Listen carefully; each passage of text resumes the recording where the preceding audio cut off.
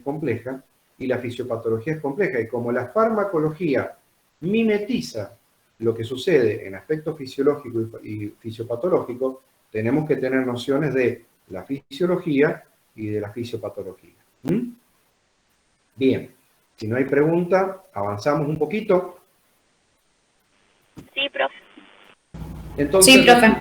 Repito, un fármaco se puede unir a una molécula produciendo una modificación en ella que origina cambios a nivel celular, ya sea estimulando o inhibiendo. Los receptores farmacológicos, por lo tanto, ¿qué son? Las moléculas que interaccionan con los fármacos con la capacidad de interactuar de manera selectiva, eso lo vamos a dejar entre comillas por ahora porque hay algunos que son selectivos y otros no son selectivos, por eso digo, lo vamos a dejar entre comillas, generándose como consecuencia de ello una modificación en la función celular. La interacción de los receptores es la base del mecanismo de acción farmacológica y por eso está dentro del capítulo de la farmacodinámica. Los receptores que hacen determinan la relación cuantitativa entre la dosis y la concentración de un medicamento y sus efectos farmacológicos. Los receptores son responsables de la selectividad del efecto de un medicamento. Lo anuncié hace un ratito. Uno puede entregar un principio activo, pero la selectividad va a determinar el efecto final. Si va a ser un broncodilatador, si va a ser un broncoconstrictor, si va a ser un, no sé, un hipoglucemiante, un hiperglucemiante, etcétera, etcétera. Los receptores median la acción de los fármacos agonistas y antagonistas. ¿Se acuerdan cuando yo dije hace un ratito estimulando o inhibiendo? Ahora aparecen estas dos palabritas de el glosario, de la jerga farmacológica. Si el ligando se pega a un receptor, el ligando, cuando yo utilizo la palabra ligando, estoy hablando de lo que se sintetiza en el organismo, ligando endógeno. Cuando yo estoy hablando ya de una molécula que entregué exógenamente, estoy hablando de una molécula que actúa como un ligando, pero es un ligando exógeno, que se pega a un receptor. Si produce el mismo efecto que el ligando endógeno, se va a llamar agonista. Si produce un efecto que se opone, va a ser antagonista. Eso tiene que quedar muy en claro. La mayoría de los receptores son estructuras formadas por cadenas de péptidos, por eso se llaman estructuras de tipo polipeptídicas, y que tienen distintas formas y cargas eléctricas. Hay algunos aspectos de los teóricos que vamos a ver, no solamente hoy, sino más adelante, que yo les voy a decir que lo descarten del estudio porque excede a los objetivos que yo tengo para el curso con ustedes, ¿sí? Por más que estén en la presentación, yo les voy a decir, hasta acá estudien, esta parte déjenla porque es demasiado para el curso. Recuerden que yo doy farmacología en distintos ámbitos y muchas veces agrego, saco contenido porque o está por encima o está por debajo de lo que uno pretende que ustedes manejen. ¿Eso está claro? Sí, profe. Por ejemplo, fíjense, los receptores farmacológicos, los tipos de receptores farmacológicos pueden ser proteínas que son reguladoras, por ejemplo, de neurotransmisores, de hormonas de tipo autocoides o de determinados tipos de agentes terapéuticos. También pueden, digamos, actuar a nivel enzimático, pueden actuar a través de proteínas de transporte, por ejemplo, la sodio-potasio ATPasa, o proteínas de tipo estructurales como la tubulina. Son ejemplos, pero no hay que entrar en demasiado detalle. Lo que sí es importante es que las interacciones entre un fármaco y un determinado receptor pueden darse por distintos tipos de interacciones, ¿no? ¿Y por qué es importante al menos que les suene esta parte de la clase, más allá de que la entiendan profundamente? ¿Por qué? Porque hay uniones que son definitivas y que no se rompen más, y hay otras uniones que son, digamos, inestables y que duran muy poco en el tiempo, y eso va a hacer que el régimen posológico sea distinto y que tengamos que insistir con el tratamiento porque esas uniones son inestables, mientras que cuando el tipo de unión es estable y definitiva, la función del principio activo va a durar más tiempo.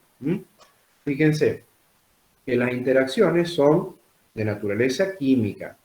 Y esto nos lleva a otra materia, a otra asignatura que sería química, ¿no? Química general, química inorgánica.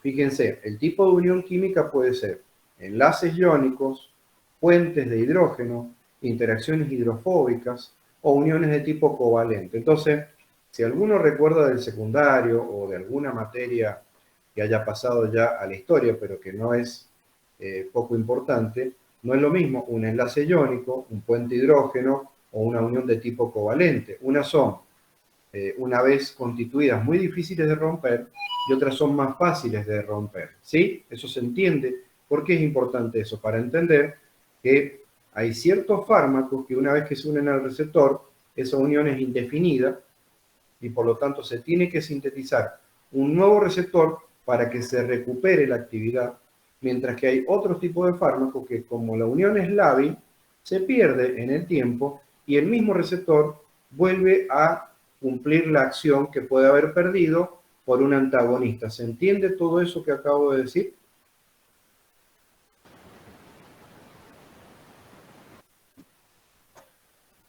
Sí, profe. Sí, profe. Perfecto. Sí, Avancemos. pero sería como el caso de las anticonceptivas, digamos, como un ejemplo, ¿Cómo? ¿o no? ¿Cómo? Sería como el ejemplo de las anticonceptivas. ¿Qué pasa eso? No sé, a ver, porque no sé qué tiene en mente. Decir la Y, anticonceptiva y la nada es lo mismo. ¿Qué tiene en no, mente? y como que los enlaces sean más fáciles de romper y que todo vuelva a la normalidad, digamos, ¿o no? ¿Cuál es el mecanismo que estás proponiendo para las pastillas anticonceptivas?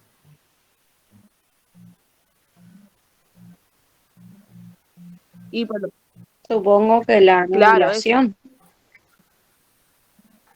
Otra vez, no entendí. Creo que quiere decir la vida media de la pastilla, que bueno, o sea, una vez que nosotros consumimos, son digeridas en el hígado, ¿no? Entonces esto tiene que, yo creo que la duda que tiene es que cumple una tal vida media que deja de producir, deja de hacer efecto, entonces si nosotros dejamos de consumir o pasa más horas sin consumir la pastilla, con lo de acuerdo que debe ser 24 horas, dejas de estar, como que vuelve el ciclo normal. Podemos llegar a ovular si nos olvidamos las pastillas. No, ahí están confundiendo términos, justamente porque le falta mucho de la farmacología general. Cuando ustedes están tomando un comprimido, no importa el que sea, lo que se tiene que alcanzar con esa frecuencia y concentración es una concentración plasmática estable dentro de la cual ese principio activo cumple su acción, ya sea a través de un receptor o a través del mecanismo que sea. Lo cual no tiene necesariamente que ver con lo que estoy diciendo acá. Acá estoy diciendo de que hay moléculas que se pegan definitivamente a un receptor, ¿sí? Imagínense un antagonista que bloquea a un receptor. Ese receptor deja de producir lo que normalmente venía produciendo aguas abajo. Si se pega definitivamente, se tiene que sintetizar un nuevo receptor y desplazarse a la membrana celular para que cuando venga el ligando produzca la acción. Mientras que hay otras moléculas que se pegan al receptor pero de manera muy lábil y en poco tiempo lo libera el receptor y ese receptor vuelve a cumplir el efecto biológico para el cual fue diseñado. A eso me refiero.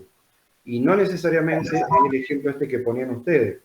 ¿Sí? Sí sirve el ejemplo porque después aparece lo que yo estoy mostrando ahora en la presentación, que tiene que ver con si el agonismo es parcial o que no es parcial, si es competitivo o no competitivo y si es reversible o irreversible. Y es eso lo que es importante. ¿Sí? Ya lo vamos a ir viendo. Profe, cuando usted habla de ligando, ¿a qué se refiere? ¿Se refiere al fármaco? Exacto, pero ese es el ligando exógeno.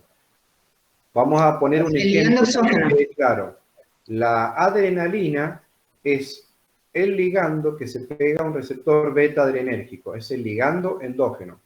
Ahora, si vos le das al paciente terbutalina, ¿sí? La terbutalina es un agonista beta adrenérgico. No es un ligando endógeno, sino que es un fármaco que se llama agonista beta adrenérgico. ¿Sí?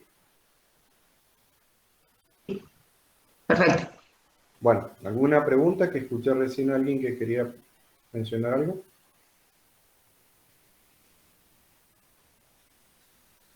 Bueno, continuamos. Estas interacciones que comentábamos recién, que pueden ser enlaces iónicos, puentes de hidrógeno. Las puentes de hidrógeno, por ejemplo, son muy lábiles, ¿sí? Interacciones hidrofóbicas son también muy lábiles. Pero, por ejemplo, los enlaces iónicos y las uniones de tipo covalente son uniones mucho más fuertes, entonces más difíciles de romper. Si el fármaco se une al receptor de una forma o de otra, dependiendo de la naturaleza química, va a hacer que esa interacción sea indefinida o definida en el tiempo. Y esto es lo que nos lleva a la nueva presentación. Las interacciones del fármaco con el receptor generan una respuesta molecular, la cual es diferente según el tipo de unión. Esto nos va a llevar a un concepto que es agonista completo o agonista parcial, antagonista, competitivo, antagonista no competitivo. Fíjense, el antagonista competitivo es reversible, la actividad del antagonista, mientras que el antagonista no competitivo es irreversible. ¿Cuál sería un antagonista no competitivo? Aquel que se unió al receptor y no lo libera nunca más. Se tendría que sintetizar un nuevo receptor, que es una nueva estructura polipeptídica, como vimos recién, por ejemplo, por parte del DNA, y traslocarse después al dominio donde actúa ese receptor, para que la molécula receptora esté nuevamente atenta al ligando endógeno. Y después tenemos un concepto que es muy difícil de entender para ustedes, pero vamos a tratar de simplificarlo, que se llama agonismo inverso. Profe, ¿Sí? disculpe que lo interrumpa. No sé si ya lo dijo, pero ¿podría dar un ejemplo de un antagonista no competitivo? Un antagonista no competitivo, Sí. la aspirina. Ya lo vamos a ver más adelante. La aspirina, una vez que se libera en el torrente sanguíneo y bloquea la actividad de la ciclooxigenasa, que es la enzima que particularmente participa de la síntesis de tromboxanos, prostaglandina y una serie de mediadores químicos que tienen toda la actividad biológica y que vamos a ver en detalle en la clase correspondiente, la unión es de tipo irreversible. Por lo tanto, ¿qué quiere decir eso? Que esa enzima quedó anulada definitivamente.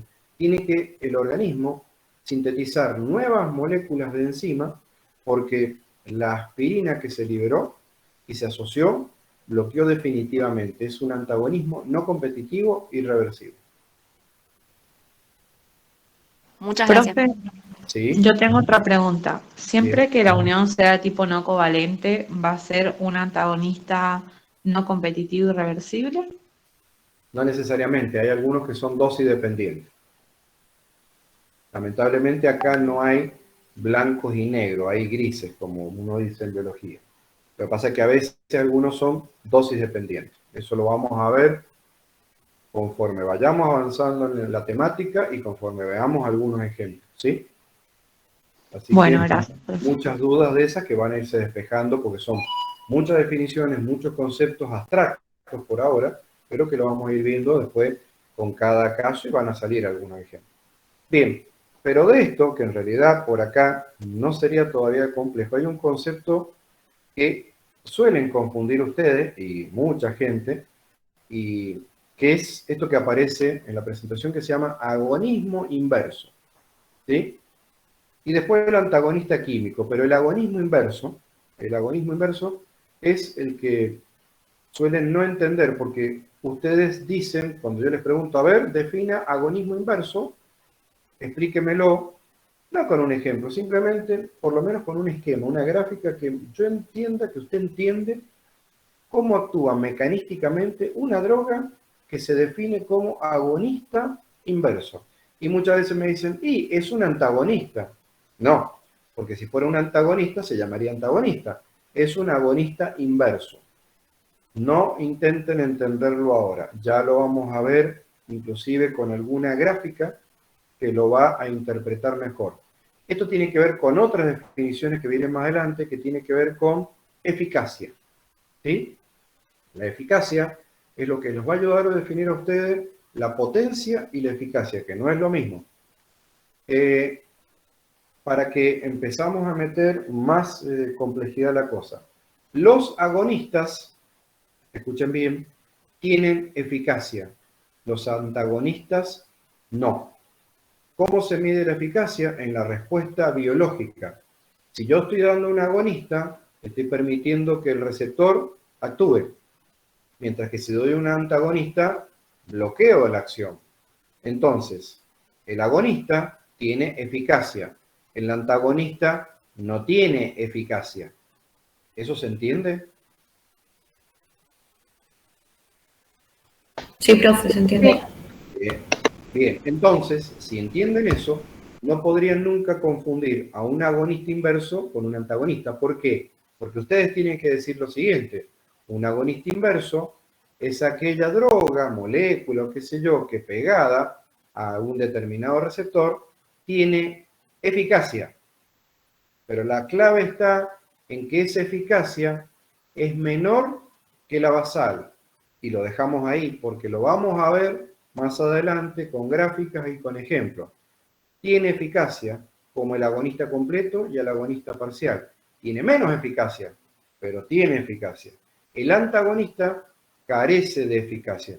¿Qué es lo que es eficacia? Por ejemplo, ser analgésico, ser antitusivo, ser broncodilatador, ser antitérmico, ¿se entiende? Eso es eficacia. Yo mido la eficacia en cuanto a un porcentaje de una actividad farmacológica. El antagonista no tiene eficacia. El agonista inverso tiene eficacia. ¿Pero cuál es? Menor que la basal. Y ya vamos a ver eso más adelante. Tipos de agonistas, o sea, tipos de moléculas que permiten la acción del receptor. Fíjense, agonista completo, aquel que se une a un determinado receptor específico e induce una respuesta máxima. Acá la clave es esto, respuesta máxima. Agonista completo, respuesta máxima. ¿Sí? Vayan imaginándolo en una gráfica XY, que ustedes ya tienen esta presentación, se la mandé con tiempo.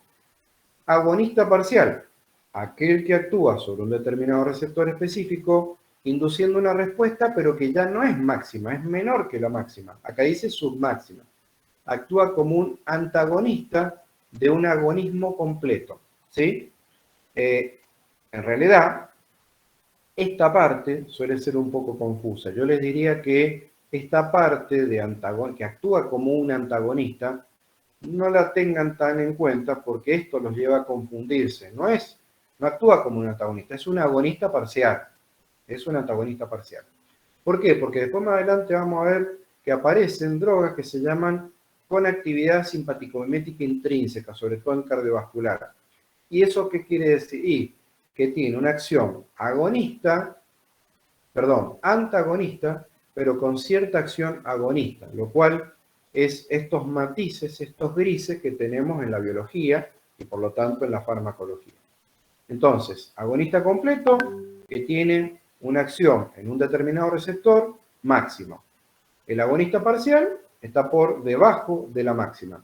El agonismo inverso, que recién se los planteé y se los presenté, todos tienen eficacia, ojo, este tiene máxima eficacia, este tiene una eficacia intermedia o una eficacia menor que la máxima, pero por encima de la eficacia basal. Y el agonismo inverso es un fármaco, molécula, que desestabiliza al sistema llevándolo a un nivel que está por debajo del basal. ¿Por qué es importante tener en cuenta esto?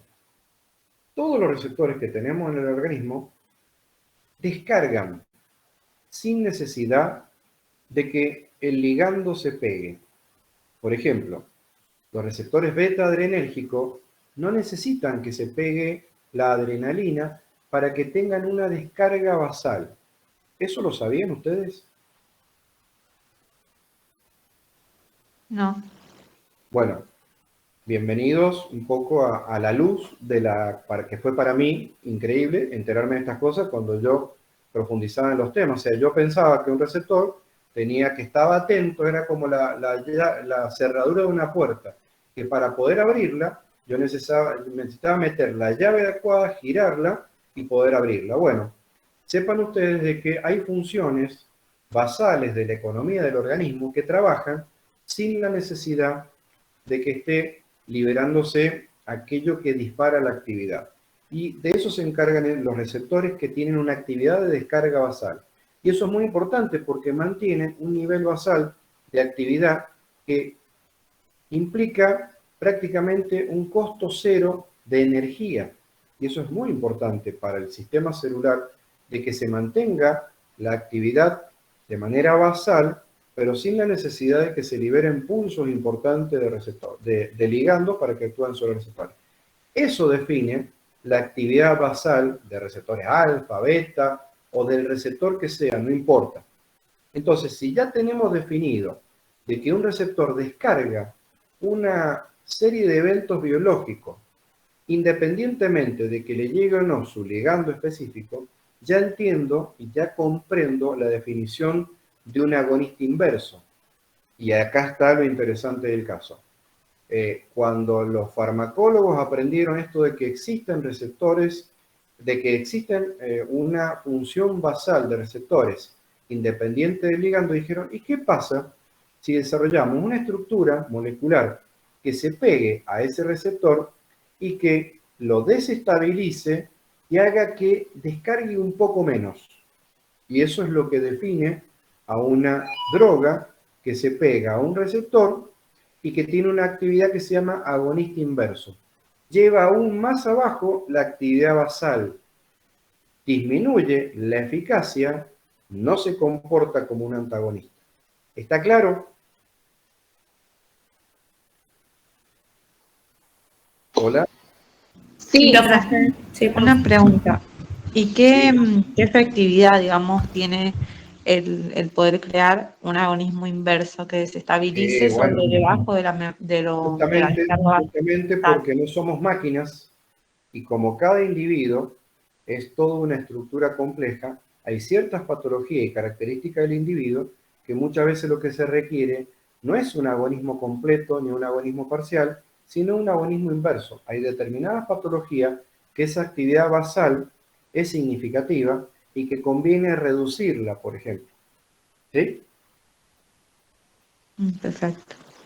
A eso se refiere, a que justamente somos seres individuales y muchas veces la terapéutica racional implica de que el diagnóstico y el tratamiento tiene que ser muy particular y que en casos muy particulares se requiere el diseño de una terapéutica fina.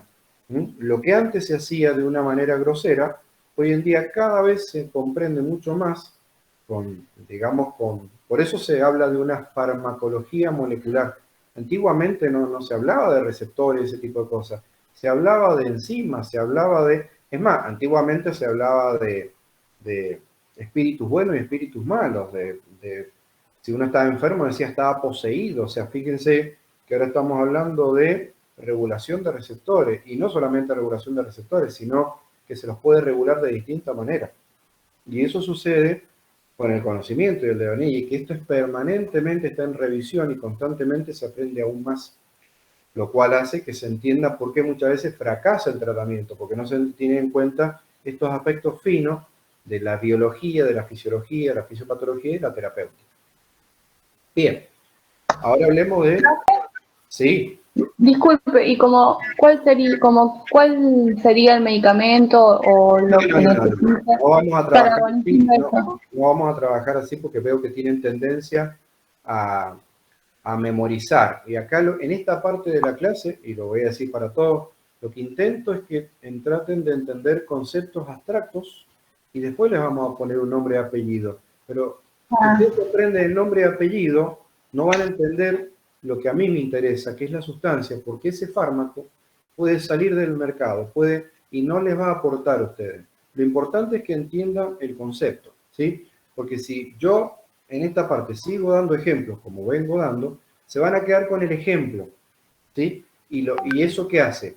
Les digo porque me pasa a mí, y es una recomendación que yo les hago a ustedes.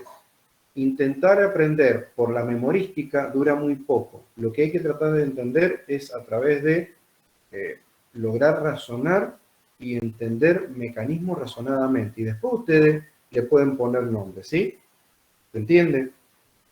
Hay muchos fármacos, sobre todo a nivel cardiovascular, que actúan, y, por ejemplo, respiratorio, o a nivel del sistema nervioso, como ejemplo, en antidepresivos, que actúan a través de un agonismo inverso. ¿Por qué? Porque disminuye la frecuencia de descarga de ciertos neurotransmisores. Pero si yo les doy ejemplos ahora, lo único que ustedes van a hacer es memorizar una molécula al agonismo inverso, pero no entender en sí lo más importante, que es en esta parte del año que yo intento introducir los aspectos generales de la farmacología. Ya después nos vamos a meter con aspectos puntuales de la farmacología y vamos a volver sobre esto, ¿sí? Para que se queden tranquilos, tranquilas. Bueno, avancemos. Tipos de antagonistas. Ahora recién hablamos de tipos de agonistas, que vamos a subdividirlo en términos generales en 3. Ahora, tipos de antagonistas. Tenemos, como dijimos hace un ratito, antagonistas no competitivos y antagonistas competitivos, o que se puede superar el efecto antagonista. Los no competitivos son fármacos, drogas, moléculas que evitan que el agonista entre en cualquier, digamos, a cualquier concentración, produzca un efecto. Da lo mismo dar 1 miligramo, 10 miligramos, 100 miligramos. Cuando yo utilizo el agonista, no lo va a eliminar al antagonista, no lo va a barrer. ¿Por qué? Porque, como vimos más temprano, hay tipos de uniones químicas que son tan fuertes que por más que venga el ligando, no lo va a poder desplazar. ¿Sí? Pero bien, ahora vamos al antagonista competitivo, o que se puede superar la acción del antagonista. Son fármacos que se puede evitar su acción por un agonista cuando yo aumento de manera muy significativa la concentración del agonista. En ese caso, como la afinidad que tiene el antagonista con el receptor no es tan estrecha, no es tan afín, y por lo tanto no depende tanto de la concentración, en el caso primero, pero acá sí va a depender. No es lo mismo que yo tenga 100 moléculas de ligando compitiendo con una molécula de un antagonista competitivo. ¿Quién va a ganar si están compitiendo 100 contra 1? 100. Por lo tanto, lo van a desplazar. Mientras que si el antagonista no es competitivo, no importa si yo pongo 100 moléculas del agonista, siempre va a prevalecer el antagonista. ¿Por qué? Porque se ha unido de una manera tan fuerte que no importa la cantidad de moléculas que intentan sacarlo del receptor, no lo van a poder sacar. Yo quiero que interpreten eso en términos generales, por ahora, por ahora. Vamos a ver algunas gráficas que intentan representar algunas de estas circunstancias que hemos estado hablando. Si nosotros intentamos graficar el porcentaje del efecto máximo deseado o buscado para una determinada droga, ¿qué podemos tener? Que se produzca un 100% de ese efecto, que es lo que se intenta graficar acá. Este sería un 50% del efecto y esto es un 0% de efecto, ¿sí? ¿Me siguen? En el eje X, ¿qué se suele graficar para este tipo de curva? La droga, que está graficado como una forma exponencial, por eso dice logaritmo de la concentración del fármaco. Independientemente de que es el logaritmo de la concentración del fármaco, ustedes ven que tenemos en el eje X la concentración del fármaco, es decir, acá tengo 0 fármaco, acá tengo muchos fármacos. ¿Dónde tengo ese fármaco? Imagínense, por ejemplo, en la biofase, que es el sitio específicamente donde debería actuar. ¿Qué es lo que sería la biofase para un PAF en un tratamiento de una broncoconstricción en un asmático? ¿Cuál sería la biofase, chicos? Si yo me hago un PAF con un fármaco que es broncodilatador, ¿cuál es la biofase? Y puede llegar a ser, profe, el capilar más cercano al alveolo, o sea, la membrana de intercambio, por ahí. Más que el capilar, sería la membrana alveolar, por ejemplo, ¿sí? O, si actúa a nivel vascular, los capilares alveolares. Esa sería la biofase. que la molécula llegue a ese sitio, que es donde hipotéticamente debería actuar, porque ahí es donde está direccionado el fármaco. La biofase no sería el plasma, ¿sí? El plasma lo arrima, lo aproxima a la biofase. Ahora, ¿dónde sería la biofase de un fármaco, de un analgésico, frente a un traumatismo?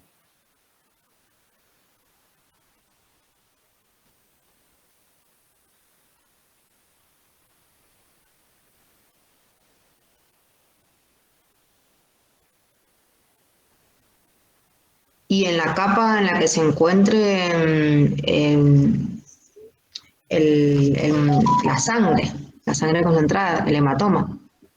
Si No. está en tejido, Si yo doy un analgésico, el efecto En los tejidos, profe. ¿Cómo? En los tejidos. En los tejidos donde está el trauma. No, esa no es la biofase. Si yo quiero dar un analgésico, a ver, ahí los oriento un poquito.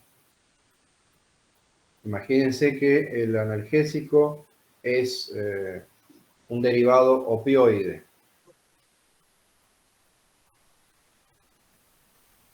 Un y a nivel analgésico neuronal, visual. Tuve una fractura expuesta, llego al hospital y los médicos me dan por vía endovenosa morfina. ¿Cuál sería la biofase? Sistema nervioso. Sí, pero es muy grande lo que están diciendo. Específicamente, ¿qué parte del sistema nervioso sería la biofase? hipófisis. No. Neurona. Si estamos hablando de dolor, tiene que pensar en los receptores, ¿sí?, algésicos, específicamente si hablamos en fisiología. Esa sería la biofase. Bien, no nos vamos a meter mucho en detalle porque veo que la fisiología la tienen un poquitito olvidada. Pero la biofase, por definición, es el sitio específico, llámese una membrana celular, un receptor intranuclear, intracitoplasmático, una membrana de lo que sería un axón neuronal, es decir, pueden ser distintos lugares en la economía de las células, de la compleja diversidad que hay en el ser humano. Esa es la biofase. Pero bueno, acá tenemos la concentración del fármaco por un lado y la eficacia máxima que se puede alcanzar.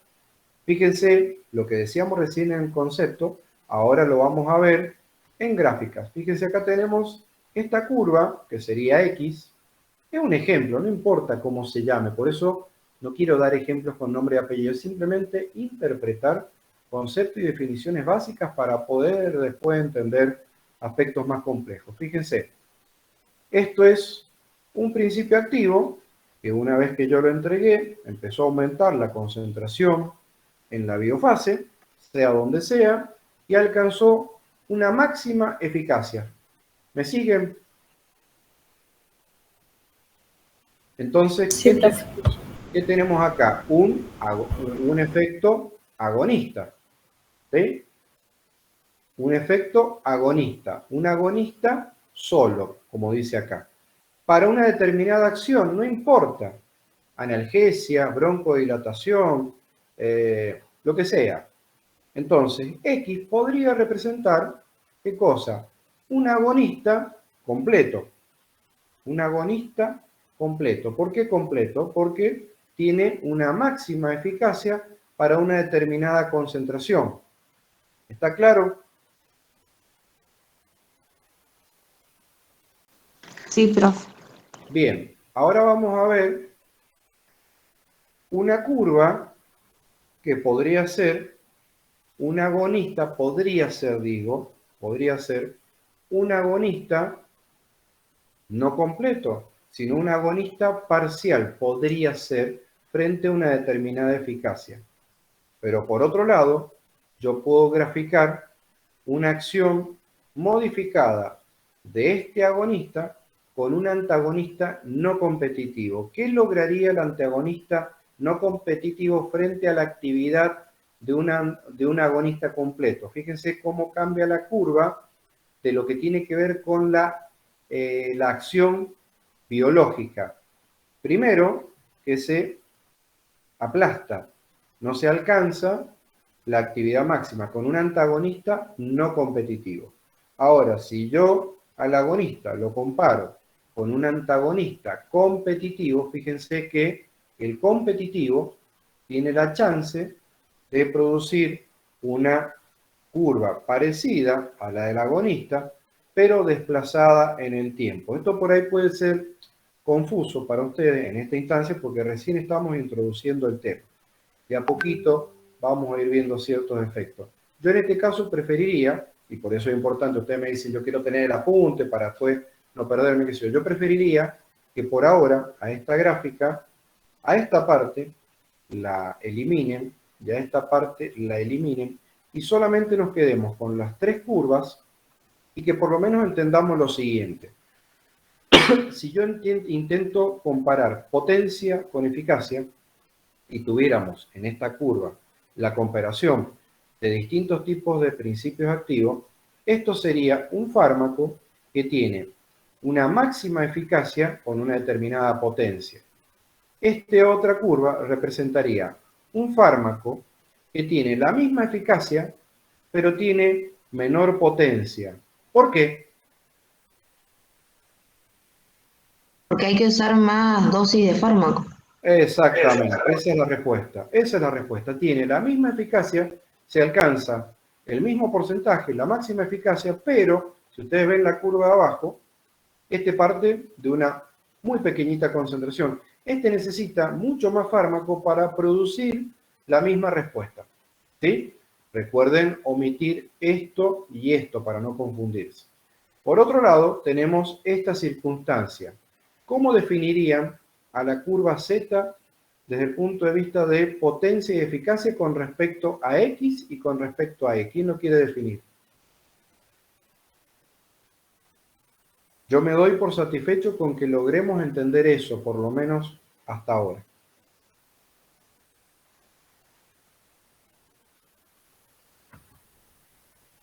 ¿Puede repetir la pregunta? ¿Cómo podrían definir al fármaco Z en cuanto a potencia y eficacia en comparación con X y en comparación con Y? Acá tenemos tres fármacos, X y Z. Y que es menor. Y las dos variables que tienen que tener en cuenta es potencia y eficacia. Que es menor. Es menor en Puede llegar eficacia y menor en potencia. y Dura puede más. llegar a largo del tiempo a hacer el pico o no. No, porque ya alcanzó el plató. Bien. Entonces, que es menor, que no tiene la misma eficacia ni potencia ¿Con respecto a cuál? a X o a Y. No, ahí le escapó. No, en Porque realidad está- con X. Ah, bueno, entonces yo dije compárenlo con uno y después compárenlo con otro. Brevemente, Z es menos eficaz y menos potente que X. Fíjense, necesito más droga para alcanzar igualmente una menor eficacia que X. Por lo tanto, X. ¿Y esto para qué nos sirve, gente? Para darnos cuenta que yo tengo grupos de fármaco que por aspectos farmacodinámicos y aspectos farmacocinéticos, si bien están dentro de un mismo grupo de fármacos, tienen distinta potencia y eficacia. ¿Sí? ¿Se dan cuenta de lo que estoy diciendo? Yo tengo, por ejemplo, distintos tipos de terapias antihipertensivas, por ejemplo. Igual eso también depende de qué tan rápido queremos alcanzar, digamos, la eficacia, porque en realidad se sabe qué fármaco alcanzaría la potencia y la eficacia, y si das otro, claramente no. No sé si me explico. No, no se explica. O yo por Y, lo menos no profe, lo entiendo. o sea, si yo quiero que el fármaco, para que haya mayor respuesta al tratamiento, si yo quiero de que esto suceda de forma rápida, claramente le voy a dar un agonista solo, que sé que tiene mayor eficacia y es más potente. No. No me explico. No. Si usted quiere que el fármaco actúe rápido, lo primero que tendría que haber dicho es, le voy a poner una vía y se lo voy a dar por vía endovenosa, si quiere que sea rápido. Eso es una cosa. Otra cosa que estamos discutiendo acá, es comparar la potencia y la eficacia de distintos fármacos de un mismo grupo de fármacos. Por ejemplo, frente a un determinado receptor, por ejemplo, beta-adrenérgico, hay grupos de fármacos que tienen distinta potencia y eficacia para ese tipo de acción. Eso es lo que estoy diciendo acá. Yo tengo, por ejemplo, fármacos antihipertensivos, inhibidores de enzima convertidora en angiotensina. ¿Han sentido hablar del enalapril? Sí, Bueno, pero ahora les voy a decir, ¿han sentido hablar del enalapril, ramipril, lisinopril, perindopril, captopril? ¿Han sentido? no. Bueno, eso es lo que estoy mostrándoles acá, nada más que yo no les quiero dar ejemplos de nombre y apellido, porque las voy a entrar a confundir y no es mi idea. Mi idea es que entendamos aspectos generales para poder después comprender la particularidad. Lo que les estoy presentando acá es que yo puedo tener un agonista completo, un agonista parcial, un agonista que tenga menor potencia, menor eficacia, mayor potencia y mayor eficacia. Entonces eso habla de una diversidad de moléculas que se pueden utilizar en determinadas circunstancias, determinadas características del paciente y que ustedes tienen que saber. Entonces, sin ponerle nombre, yo les digo que X es un fármaco que se define por una máxima eficacia con una muy buena potencia, porque a bajas dosis alcanza esa máxima eficacia. Hay otros fármacos que no van a alcanzar nunca la máxima eficacia, aunque aumente la concentración, y ese sería el ejemplo de Z, que es menos potente y menos eficaz para la acción, el efecto que yo estoy buscando con X. Por otro lado, tengo otro fármaco que tiene la misma eficacia que el fármaco X, pero tiene menos potencia. Para yo lograr la misma eficacia, tengo que utilizar más droga, y vamos a ver ejemplos más adelante, que yo con los priles, yo puedo utilizar enalapril o perindopril, nada más que de ramipril voy a tener que dar, no sé, 5 miligramos, y de perindopril voy a tener que dar 40 miligramos para alcanzar la misma acción antihipertensiva. ¿Captan la idea? Sí, profe. Bien, perfecto. Acá tenemos esto que yo estoy mostrándoles y que ya les anticipé. Máxima respuesta, concentración, X y Z. Un poco graficado lo que decíamos recién. Son todos, digamos, agonistas para una determinada respuesta, no importa. Pero si yo le dijera de estos tres, ¿cuál sería el idealmente utilizado para una determinada acción de esos tres? X. X, pero sucede que a veces, por lo que fuere, hay que utilizar Y o hay que utilizar Z. Todos funcionan, todos tienen distintas acciones, distintos mecanismos, distintas... Pero ¿qué sucede? Que en algunos casos necesitamos más dosis, en otros menos dosis, para alcanzar la misma respuesta o para no alcanzar esa respuesta. Fíjense, yo les podría preguntar, si usted aumenta la dosis de Y, en algún momento, viendo la gráfica, ¿alcanzaría la máxima respuesta? Sí. No. No, nunca. Ah, No, porque hace como una meseta. Exacto, nunca la va a alcanzar. Por mucho que yo aumente la dosis, el I no lo va a alcanzar. ¿Por qué? Porque es un agonista parcial. Se define como agonista parcial aquel que, independientemente de la dosis, nunca va a alcanzar la respuesta. Lo vimos más temprano. Si no, no están siguiendo. Fíjense, agonista parcial, aquel que actúa sobre un receptor específico, induciendo una respuesta submáxima, independiente de la dosis. Nunca la va a alcanzar. Bueno, avancemos un poco más. Y esto es muy importante. ¿Por qué? Y bueno, al principio de la clase yo les mostré puntitos rojos y puntitos blancos como forma de llegar a poder entender esto, que somos seres humanos y que en realidad no somos individuos de un libro o del paradigma médico o de las guías. Todo eso está muy bien, pero si ustedes no entienden, insisto yo, con esto de la variabilidad que tenemos, podemos cometer a veces muchos errores o no entender lo que está pasando. La variabilidad de los medicamentos frente a los humanos, esto fue descrito hace mucho tiempo con esta campana gaussiana, en que podemos tener personas que responden por encima o por debajo de un tratamiento. Y esto nos lleva a definiciones muy importantes en la farmacología, que es tolerancia y taquifilaxia, que por ahí ustedes tienen una idea, pero quizás esa idea no sea la más adecuada.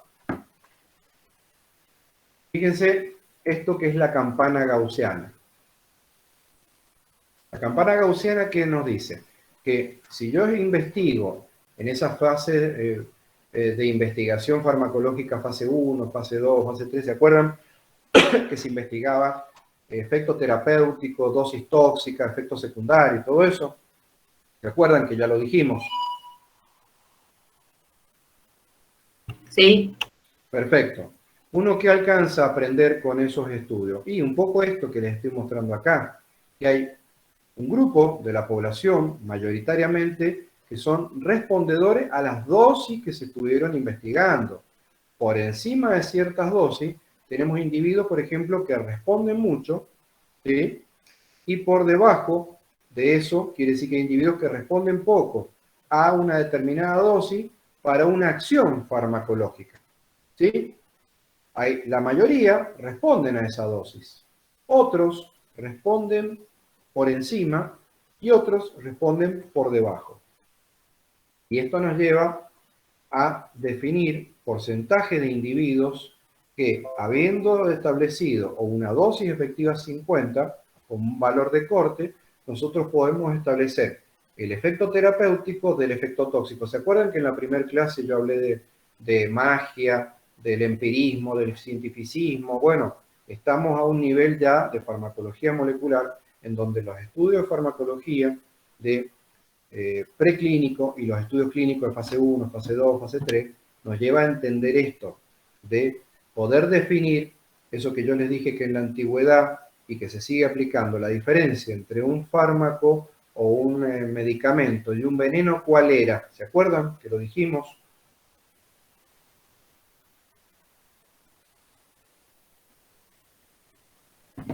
¿Qué diferencia entre un fármaco y un veneno?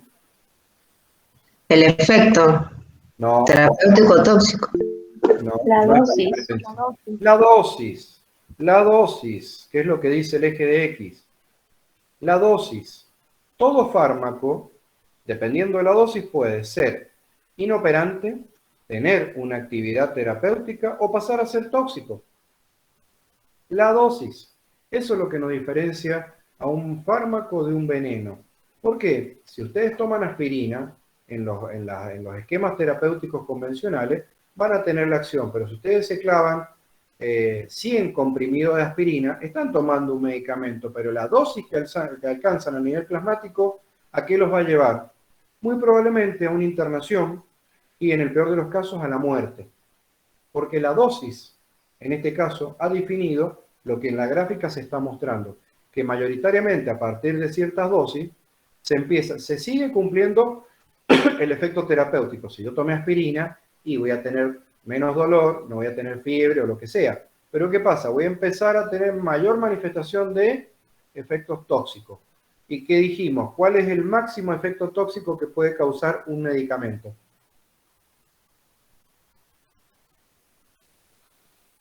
La muerte. La muerte. Sí, señores, la muerte. Ese es el máximo efecto tóxico. Bien, entonces nos vamos entendiendo. Si ustedes ven, este esquema es simplista, porque hay muchos esquemas en los libros de farmacología. ¿Por qué? Simplista porque es el que básicamente se utiliza, porque está definido por el DE50. ¿Qué es DE50? Dosis efectiva 50. ¿Qué significa eso? Es interpretar curvas, chicos y chicas. Interpretar la curva, ¿qué quiere decir? Que DE50 es la dosis efectiva que fue útil en el 50% de los individuos que la recibieron. ¿Para qué? Para el efecto terapéutico buscado. Por ejemplo, si es un analgésico y yo tenía 10 individuos en el estudio, esta dosis hizo que en 5 individuos dejaran de tener dolor y en los otros 5 individuos seguían teniendo dolor. ¿Me siguen? Sí, profe. ¿Qué sucede? En investigación de los fármacos, uno que hace, aumenta la dosis. ¿Qué logro con eso? Que llega un momento de que hay una determinada dosis que alcanzo un máximo efecto terapéutico. Cubro al 100% de los individuos. Ya no es la dosis efectiva 50, sería dosis efectiva 100, ¿cierto? Sí, profe. Bien, pero si yo sigo aumentando la dosis, sigo haciendo que todos los pacientes que recibieron el fármaco tengan la acción terapéutica. Pero ¿qué sucede? Empieza a aparecer esto, que son efectos tóxicos, hasta alcanzar un punto que se llama dosis tóxica 50. Al 50% de los individuos que le di esta dosis, que es mucho más alta que esta, ¿qué sucede? Les cubre el efecto terapéutico, pero ¿qué sucede? Ya ahora en la gráfica aparecen los efectos tóxicos. Y si sigo aumentando la dosis, al 100% de los pacientes que están recibiendo una nueva dosis mucho mayor, no solamente he cubierto el efecto terapéutico, pero ahora ya todos manifiestan efectos tóxicos. Todo esto se aprende en las fases clínicas 1, fases clínicas 2, fundamentalmente, de investigación de fármacos. ¿Hasta ahí? ¿Está claro? Sí, profe. Bueno, ahora introducimos un concepto muy importante. Cuando yo calculo y establezco para una determinada droga la dosis efectiva 50 y la dosis tóxica 50, ahora puedo calcular el índice terapéutico, que en general se calcula dividiendo la dosis tóxica 50 sobre la dosis efectiva 50. Por ejemplo, 100 miligramos sobre 50 miligramos. Saquen la cuenta. ¿Cuál sería el índice terapéutico de una droga X si la dosis tóxica 50 son 100 miligramos y la dosis efectiva 50 son 10 miligramos, por ejemplo? Saquen el índice terapéutico.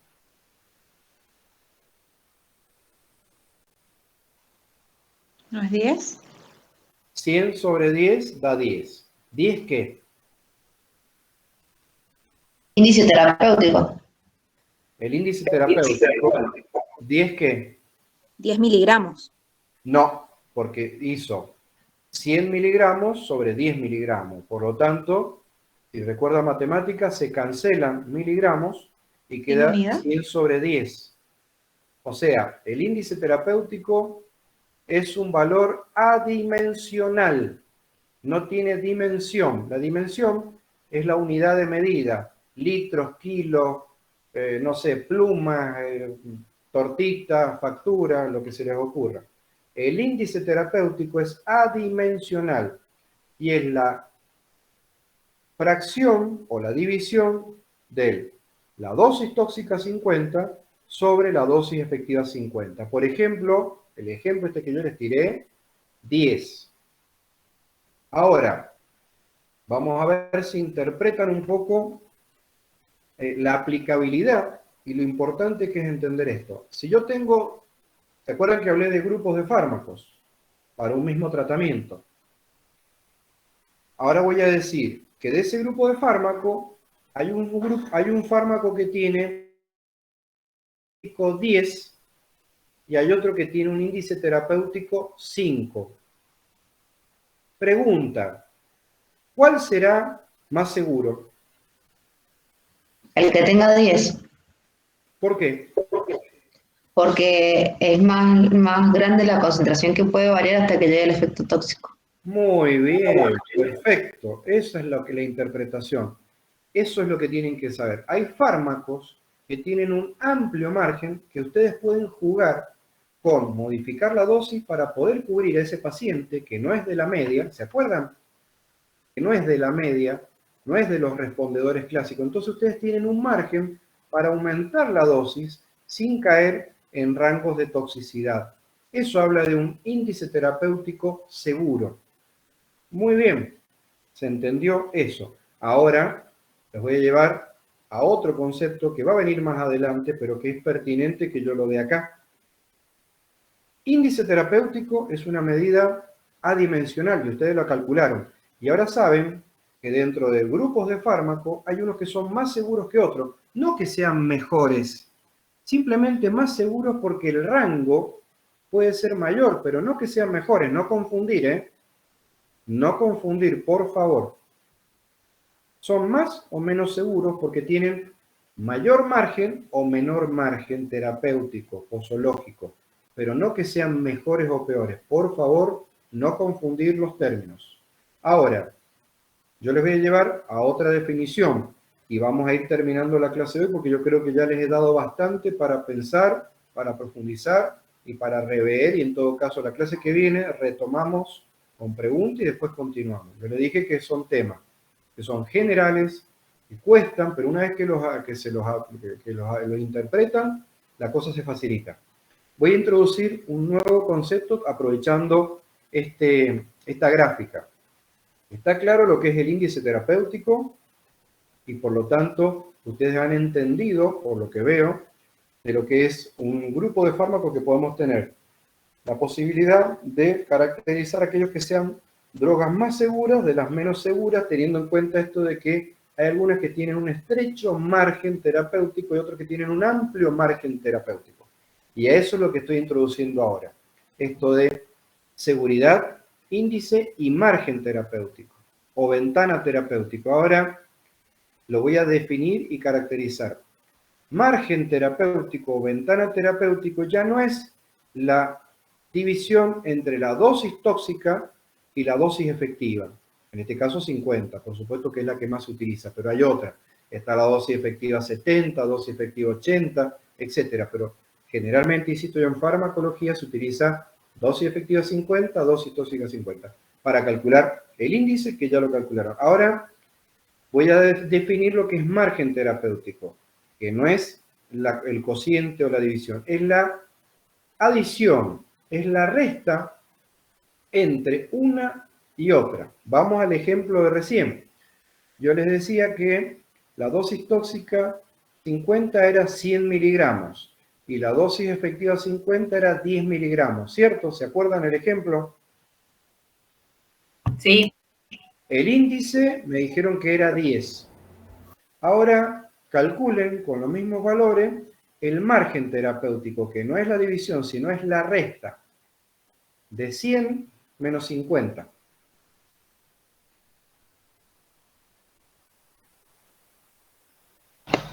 ¿100 menos 10 era, profe? ¿Cómo menos 10? 100 menos 50 es menos 10. 50. 50, profe. 50 que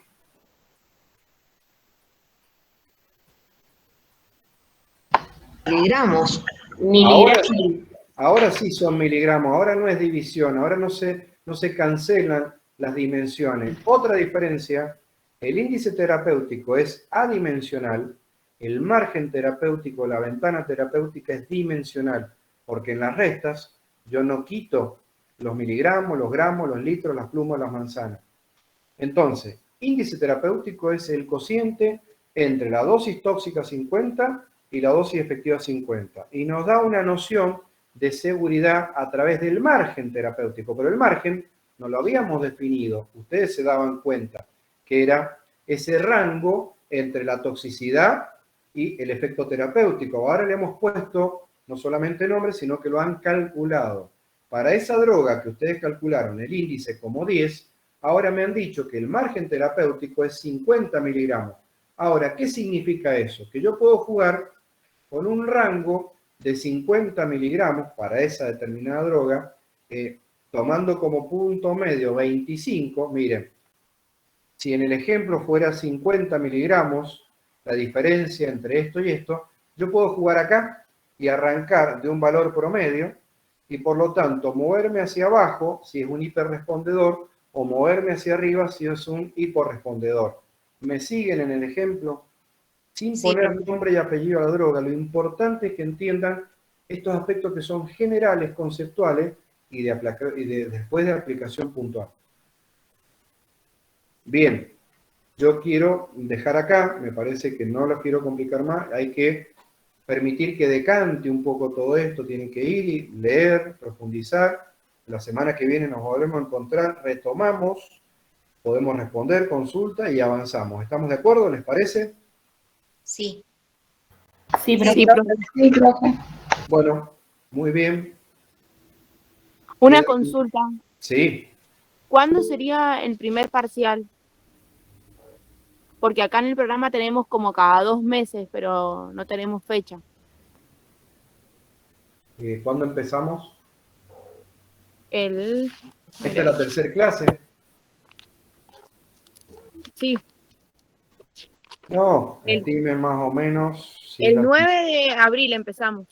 9 de abril, 9 de mayo. Sí, a finales de junio. A Mediados o finales. finales de junio. Bueno, muchas gracias. De nada. Bueno, les llegó, aprovecho para preguntar, ¿les llegó conjuntamente con la clase correspondiente la guía para lo que es el tema de la actividad grupal de uso racional?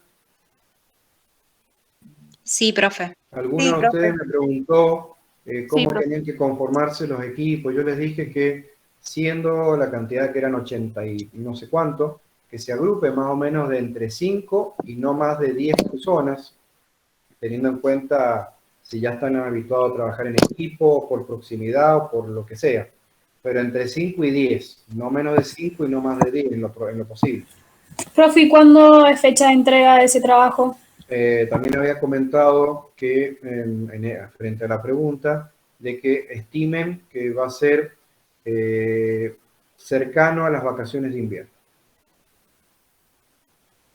Gracias. Para que ya lo vayan haciendo, o sea, grupalmente.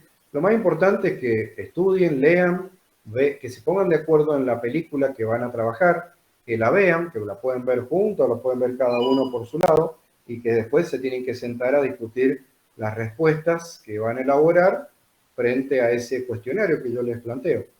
Y obviamente en el informe que entreguen tienen que definir qué película han elegido, que puede ser las que yo les menciono ahí o cualquier otra que ustedes sugieran, pero simplemente me tienen que preguntar previamente si estoy de acuerdo con la película que han elegido por que a ustedes les ha resultado, no sé, llamativo o porque creen que, para que yo verifique que efectivamente pueda ser útil para lo que yo pretendo en este trabajo, ¿sí? Sí, profe. ¿Eso se lo podemos mandar por mail? Exactamente, me pueden consultar, mire, nosotros hemos encontrado tal película, nos pinta esta, ¿qué le parece? ¿Sí, no? Y yo les digo, ok o no, busquen otra. ¿Mm?